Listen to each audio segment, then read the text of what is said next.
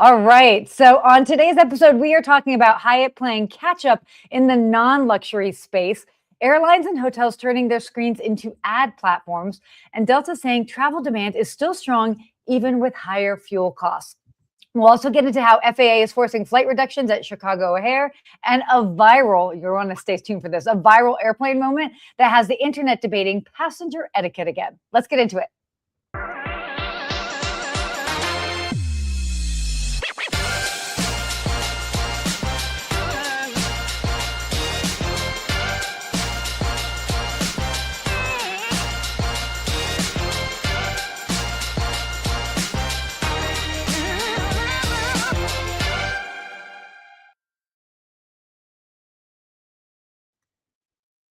Good morning, Sarah. Good morning, Steve. How are you today? Where are you in the world today? You've been traveling all over the globe. I think you were just in Brazil, like going through some falls last I saw. Now where are you? I was. Now I'm in Orange County in Southern California. I'm here for some work. So very nice. Well, how was the trip? Tell us. A lot of people have not been to Iguazu Falls, and you had the chance to do it. Really cool. Yes, it was great. By the way, Brazil, amazing country. This was actually my first time to Brazil, and then we actually did a little day trip to Paraguay, so I got to knock off 2 new countries on my list. But, Brazil's amazing. The people, the food, the culture. I mean, it really was just such a wonderful experience. We were in Sao Paulo, and then we spent a good chunk of our time in Iguazu. For those that don't know, that's their famous waterfall system there that basically it's kind of the intersection of Brazil, Argentina, and Paraguay. And also what was really neat is to learn about their we actually got to go through a dam and find out how they do all like water power, like hydropower, and they've got a lot of conservation efforts. So there was a lot of green conversations that we were having while we were there. So amazing trip. If anybody that's listening gets a chance to go there, I highly recommend going to check it out, whether the Brazil side or the Argentinian side. So awesome time. It looked just like the Jungle Cruise I took at Disney. I look exactly the same. You going underneath those falls. So right? No, but it looked awesome. That trip looked amazing. It made me want to go visit. So you definitely influenced me. I'm sure many others to go check it out. But that was great. And we had Alice on the show. Was it last week, right before you guys went? So that was cool to see and see what you guys were all up to this week. It looked like a great adventure. Yeah, it was a lot of fun. So now I feel like I'm a little bit inspired with my little Jaguar inspired. This might be a leopard or a cheetah. I don't know what it is, but one of the animals from the jungle. One of them jungle animals. So I figured I'd come have a little bit of that inspiration while I'm back here in the main land. Yeah, and viewers and listeners, I see you guys checking in. Lou, good to see you from Charleston.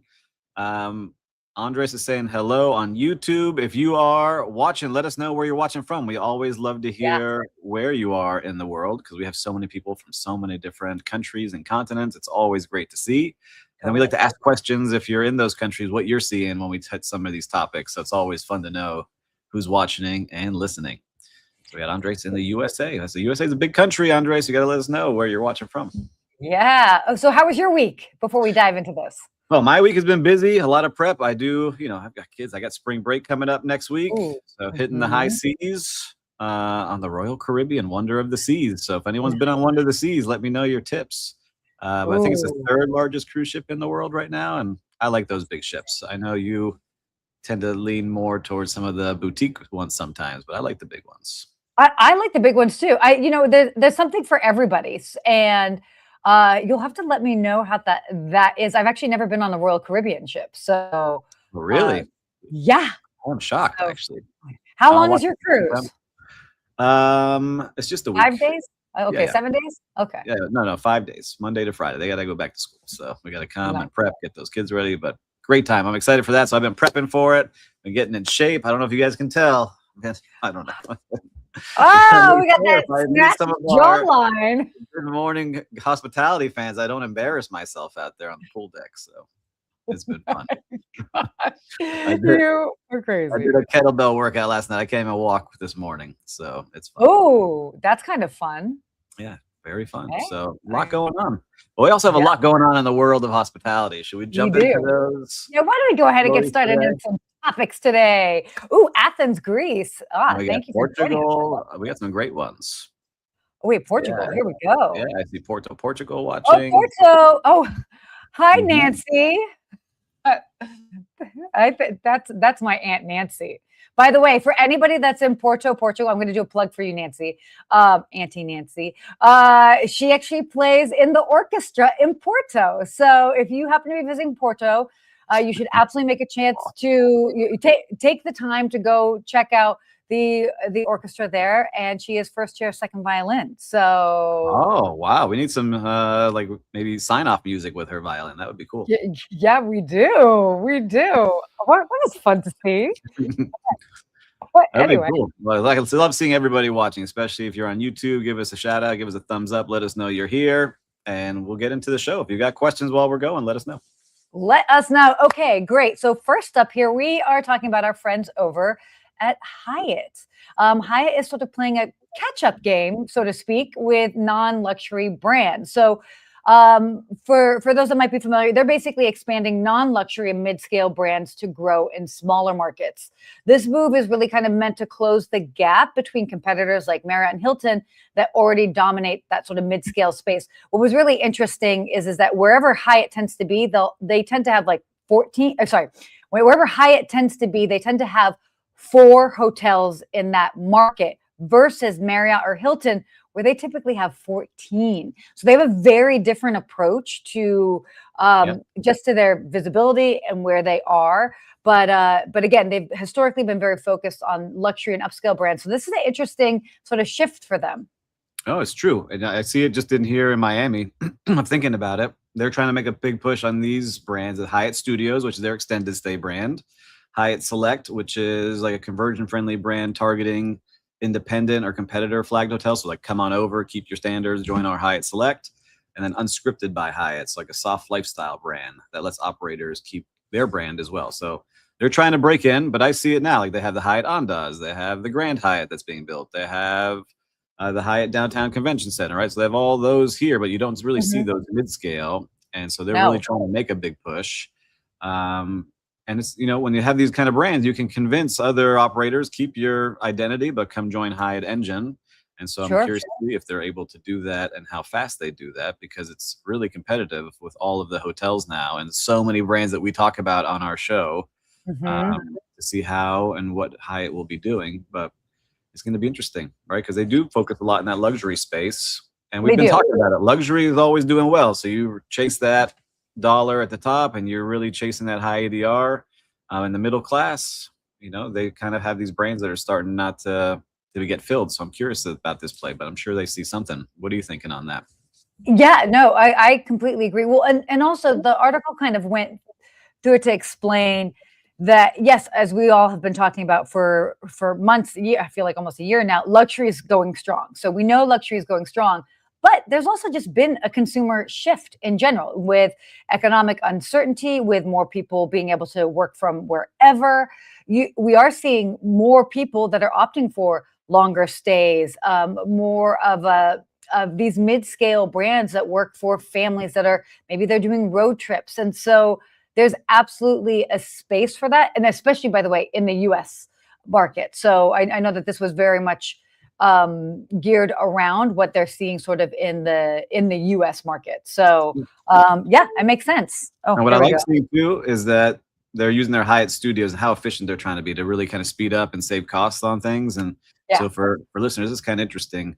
At their Hyatt Studios, they don't just start with renderings. They start talking to people on the ground first. Like general contractors said the ceiling height, 8 feet 6 inches, required custom cut lumber. So they suggested dropping it to the standard 8 feet and shaving time and money from every single build, saving owners money on that.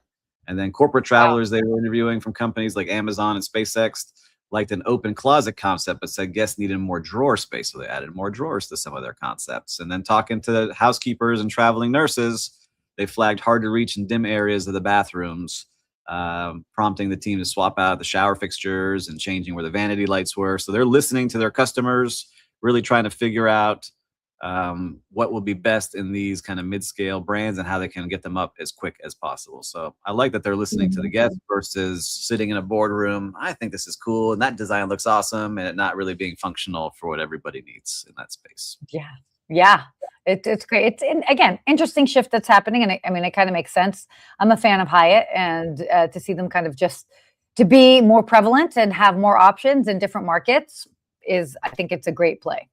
I love it. And we get some new comments here. Lou saying classical YouTube. Yeah, from the opening. Yes. We got Vanessa saying, hello, you are very beautiful. I think that's to me, Sarah. So I'll take that obviously. one. Obviously. And then Paul, good morning from Colorado. Good to see you here, man. You've got that morning glow. You're like a little bit later in the day than I am. Like you probably had a workout. You've been like, I did actually. See, I'm a very different human being when I have a workout before doing the show on a Wednesday morning, Paul. Oh boy, we got to get Paul on here live. You got to see Paul's looking. Yes. He's got a big beard now. It's looking very manly. Oh my gosh, we'll make that happen. All right, why don't we move on here to our next topic? United and Marriott are targeting travelers with ads. So United Airlines and Marriott are expanding advertising networks targeting travelers directly. Now, ads can appear on basically seatback screens, which, by the way, is always great. You've got a captive audience, apps, hotel TVs during trips. And travel companies are really seeing guests as sort of like high value audiences look, they're already traveling. So you're capturing the traveler while they're traveling. It kind of makes sense. No, it's cool to see, right? They were saying just, I guess on an airline, I'm flipping through movies quick. I'm wondering how the ads show up while you're sitting there, but the Cayman Islands ran a advertisement program and it drove 9,000 bookings, and it was directly related to the screens on United. So it's a clear win if you have a captured audience during that time. If you can get that many people to see your island and book something through there with a special offer, that's great. And then we talked about Marriott with the Bonvoy app. They want that to be the app where people start traveling. And so if you're involved anywhere around that space of that hotel and you throw up an ad, you're going to get, what would they say it was, 250 or 300 million people on the app now? You've got basically like the entire US, population looking at the app. You're definitely going to get some conversions. And that's also a great way to get in front of people. So very unique, interesting ways to think about it. So if you're going to pull up your app, I'm curious to see what you see. Okay. So right now, I'm pulling up my app right now, and I happen to be at a Marriott property. And I mean, basically right now they're on this, they're kind of they're talking about points and things that you can get. So it's very much sort of still promoting the actual, let's see if there's anything. Yeah, the app. And experience Asia and Alaska by super yacht. So that's there cool. You go. Yeah. So there's, and then, and I do like this little section here that's destinations to explore. So they've got San Francisco, Philadelphia, Miami. Oh, okay. They know what's up. Chicago, the Maldives. One can go from Chicago to the Maldives, Munich, Punta Cana. So yeah, I mean, very cool. See, people, this is what we call journalism right here. We do the hard-hitting story. We find out. We actually use the stuff that we talk about here. We do use this stuff. But again, I mean, it's strategic because I don't know. I mean, I just feel people are just continuing to travel more than ever. I'm definitely biased because the individuals that I have immediate access to are the ultra high net worth individuals, and they are not slowing down at all. I mean, I've got some clients that it's every other week. It's been a different destination. So, and then you've got others that are kind of saving up for one big trip, but it really isn't slowing down despite all the chaos that's happening in the world.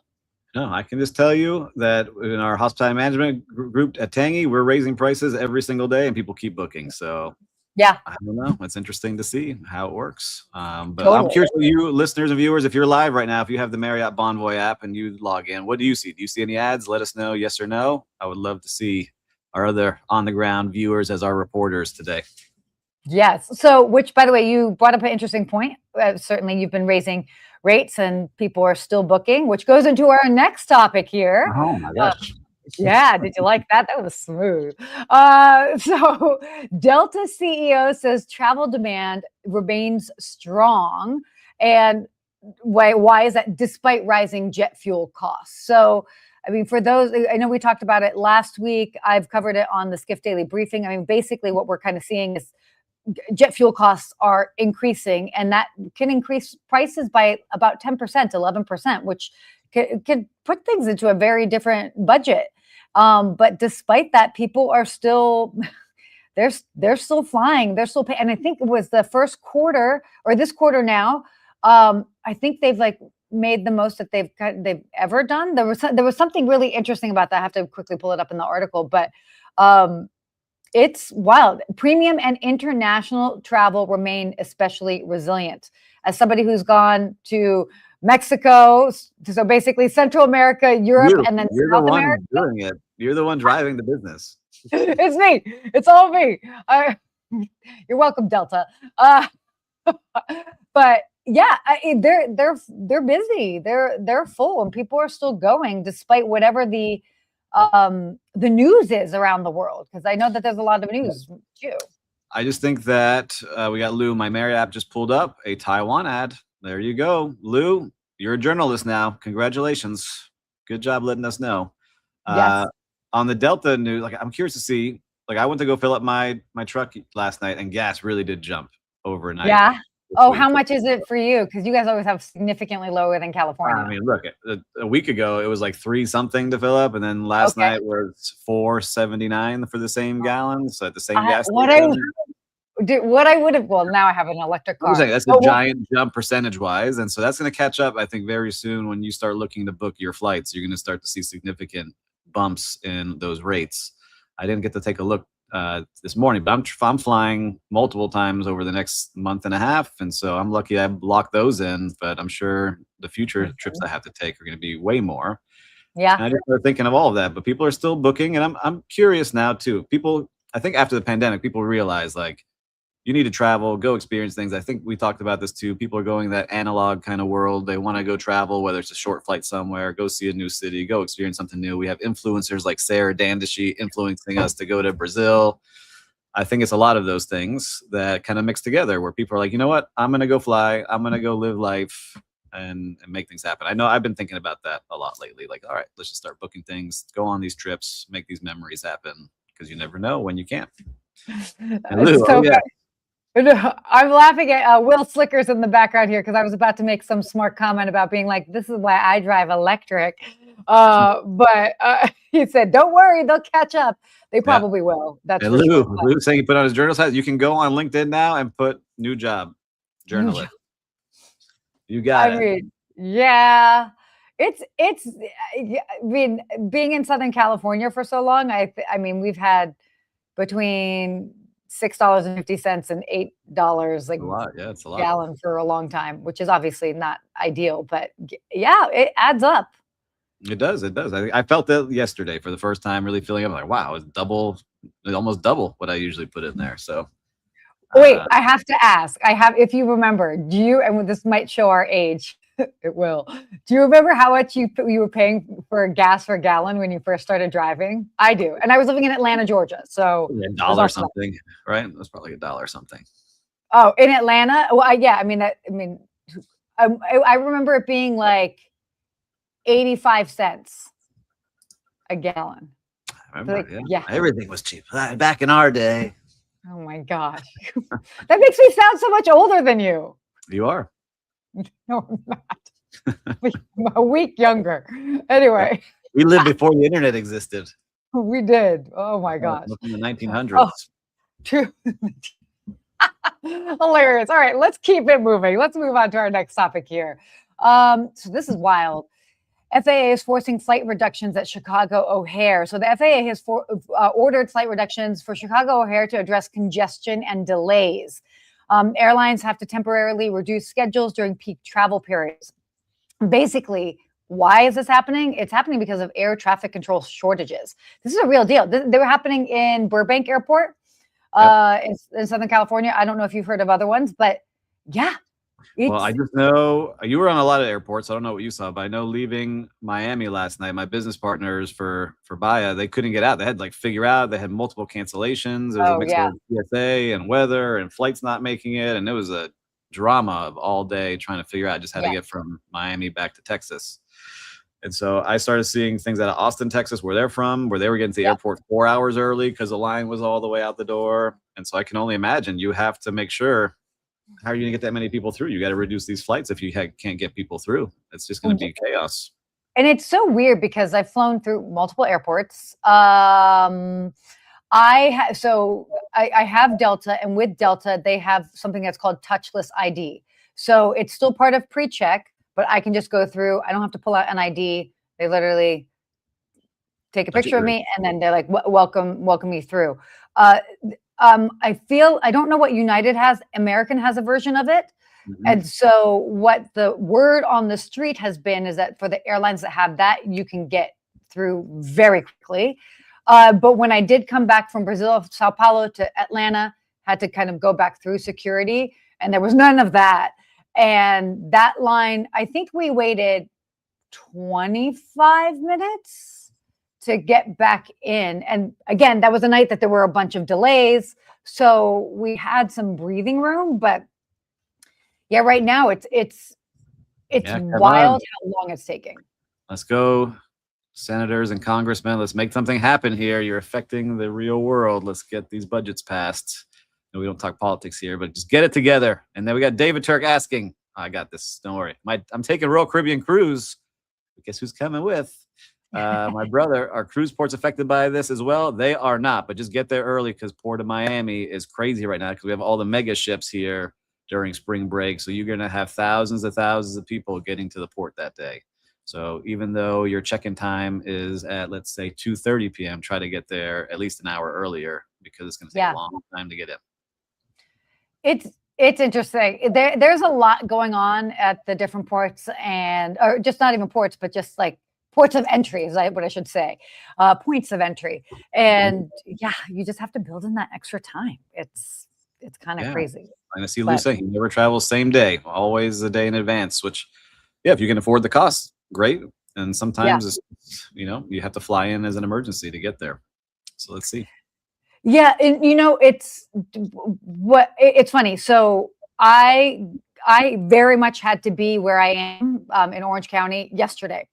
I had to do it, and I was flying back from very deep in Brazil. I was deep in South America, and I had to go from Iguazu to Sao Paulo to Atlanta, then to Las Vegas, where I had to turn around and then come to Orange County, fly the next day. And that made me nervous. Because there wasn't much wiggle room. And then, of course, the day before, it's like, oh, there's a crazy storm system. Mm-hmm. And, they can't, we had flights that were 2.5 hours delayed. Ultimately, for me, I wasn't that much. I landed maybe 30 minutes later than the original time. But basically, my flight was so delayed. And the flight before it was so delayed, I put myself on the earlier flight because I still could make it because the earlier flight ended up leaving when my original flight was leaving.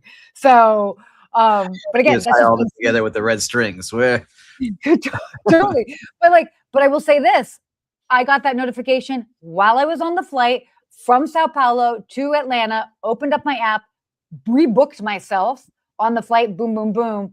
Before I even got off of it. So. If I cannot stress enough to people when, first of all, two things. A, choose an airline and stick with it. Be loyal because that will come and help you in times like these.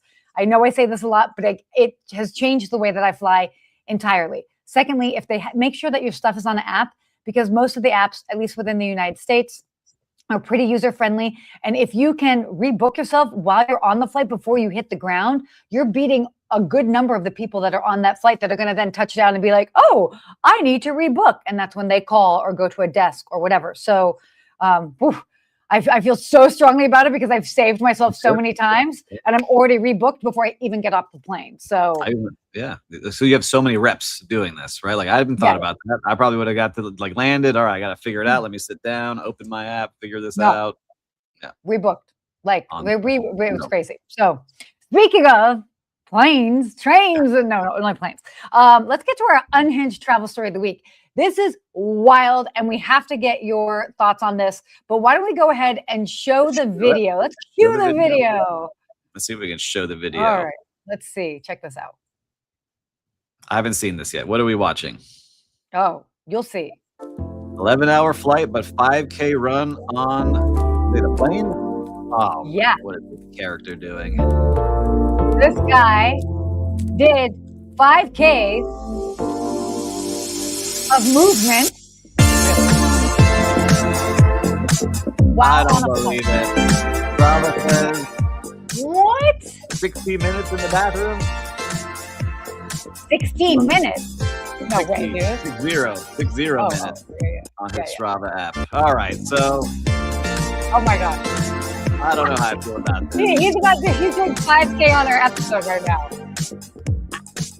Get this guy off. I don't like this guy. I'm not supporting him. Can you imagine? He decided to do that. That's wild. Now, he had an 11-hour flight, but I mean, I don't know about you guys. Anytime I've been on a flight that's a longer, there's always a line of people needing to go to the bathroom. Adam said this is something Sarah would do. But, hey, Adam Lieberman, you shush it. He's making fun of me. Adam, former fellow concierge of mine based in Vegas, buddy, who was making fun of me because even though I had like 7 hours at home, I still made a workout happen yesterday morning. But no, I would not do this. No way. How is he in there? Maybe it was when everyone's sleeping, maybe, but there's a lot of people that got to make a pee-pee and they got to knock on the door and say, what's going on in there, man? You okay? A lot of people got to make a pee-pee. That's wild to me. I mean, I just think of like, I've just been on multiple long haul flights that are 9 hours, 10 hours, almost 11 hours. There's no way that I could have been up for that long and doing that without completely disrupting. What are the flight attendants doing? This is crazy. I think that's what my brain goes to is if I was like for that airline, it's like who was on that flight, who was the staff, who didn't go check what was going on, what was going on. We need to retrain. You know, these things are out of control. That's where my operator brain goes to. Well, Will brought up in the background. How did he not make a lot of noise? Listen, I'm sure a lot of stuff goes on in those bathrooms, but for an hour doing a 5K, that's pretty wild. You know, good for him to his commitment. He got his clout. I'm curious what the comments said on there. I'm sure it was very mixed. It's crazy, which, by the way, I think this is a good reminder as far as just airplane etiquette. There was another article that we were possibly going to share where this woman totally freaks out because somebody else reclined her seat. Let's do this. Let's talk about this one now, too. We're doing the airline show today. Yeah. All right. So let's just, I want to be curious, Sarah. So you're on an airplane, you're in coach. Do you recline your chair or do you not recline your chair? What do you do? Of course I recline my chair. Yeah. The person in front of me. Yeah, of course. And include, I mean, look, at the end of the day, that's how they're designed. And most likely the person in front of me reclined. Normally it ends up being a domino effect, right? Because the person in front of you reclines. If you're still sitting straight up, that would deeply like reduces it. So then you just recline and then you're like, okay, not so bad. Yeah, I'd say the chair reclines. You can recline. But I also know it's getting tighter and tighter back there. I always feel a little bit bad when I do it. See, Lou's not recliner. He's a non-recliner. I'm curious about everyone else watching on YouTube, LinkedIn, on all of our streaming platforms. Are you a recliner or a non-recliner? 100% you can recline anywhere. The key is how you recline. So don't go boom. You know what I mean? Because that's the thing. It's like if they have a hot coffee or water or something like that, that can be obviously very challenging, you know, or like you could cause something to spill. That's not great. So I always try to be mindful. I actually try to do it before there's any sort of service so that most likely they won't have any open containers right behind me. So they're less likely to spill on themselves. And then I go slowly. Yeah, it depends. I see Kat saying depends on how long the flight is. Yeah, I hear you too. But even then, like it's overnight flights, guys. Come on. Well, overnight. I'm saying if you were flying over here to Miami, 3 hour, 5 hour, whatever your flight time is now, you're reclining, right? Yeah. All right. But a short flight, sure. I'm Las definitely Vegas, LA. For sure. All right. Recliners. Sure. We got recliners. Actually, half and half. Sometimes I don't need it if it's like during the day and depending on the seat. But in general, yeah, a little bit. I don't know that I recline all the way. I think the only time I recline all the way is when it's overnight. I kind of like to choose seats that are like the end of a section. I mean, I don't like the last seat of the plane, but like the end of a section. So then I'm not ideally not reclining into anybody. Yeah, But well, I like Rebecca's comment, not personally, but she doesn't understand why they get upset. Yeah, people freak out. Like that video we don't have pulled up. Maybe we'll show next week. They were like slamming the person's chair up and down. yeah. Oh, for Paul sure. Not to recline. Okay, so what about windows? Should you have the windows open or closed? We're reclining immediately. Okay. Yeah. Okay. Right away, even before the stewardesses allow us. Yeah. Windows. Listen, if you pay for a window seat and you're flying above the clouds, you should be able to look out the window.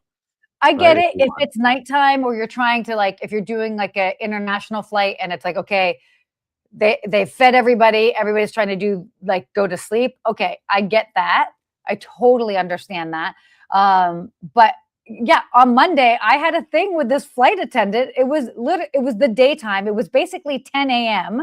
They were serving us lunch and my window was still open. I mean, everybody was awake because we were all eating and she was like, "Oh, can you close your window?" She was like, she did a whole thing. And I looked at her like, are you fucking, is it your first time on a plane? What is that? It sounds like she was partying the night before.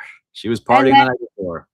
And I was like, yeah, I can't, you can use the overhead light. I was like, yeah, I just wanted some natural light.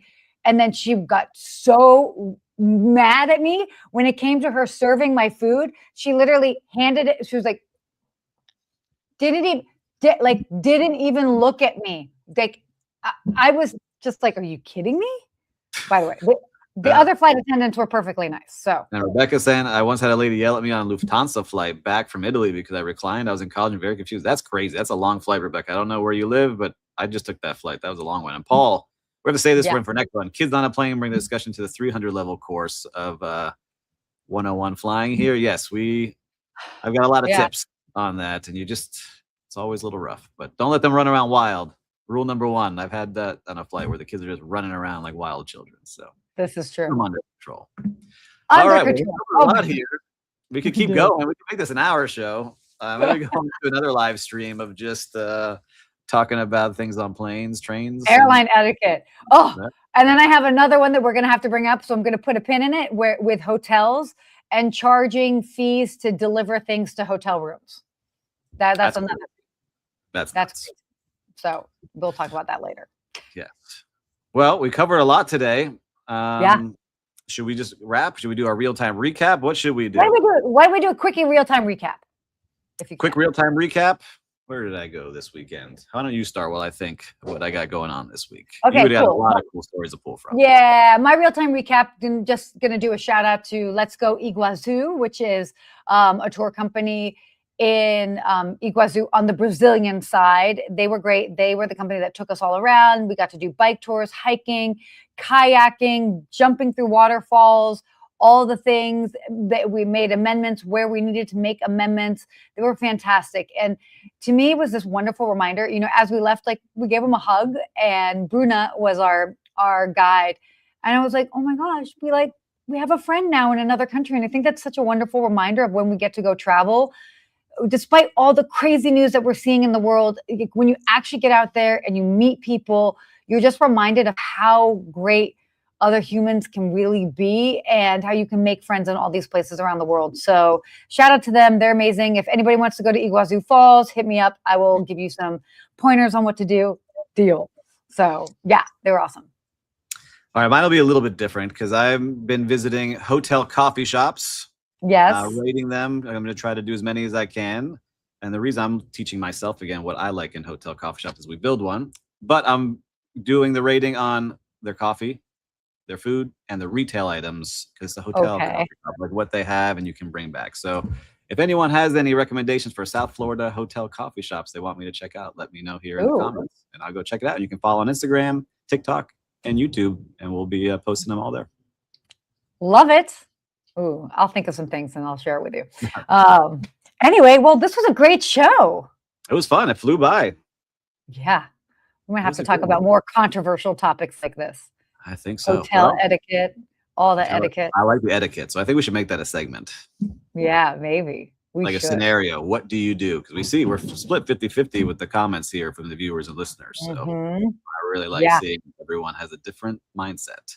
Well, if you like this show, we talked about a lot of great things. Make sure to pause this, share it with a friend, because I'm sure they're going to enjoy it as much. If you haven't signed up for Skift, make sure to subscribe. It's free. It doesn't cost you anything. Just hit subscribe. It helps us. It helps the channel, and we get to do more fun things with you. And until next week, Sarah, stay hospitable. We did it.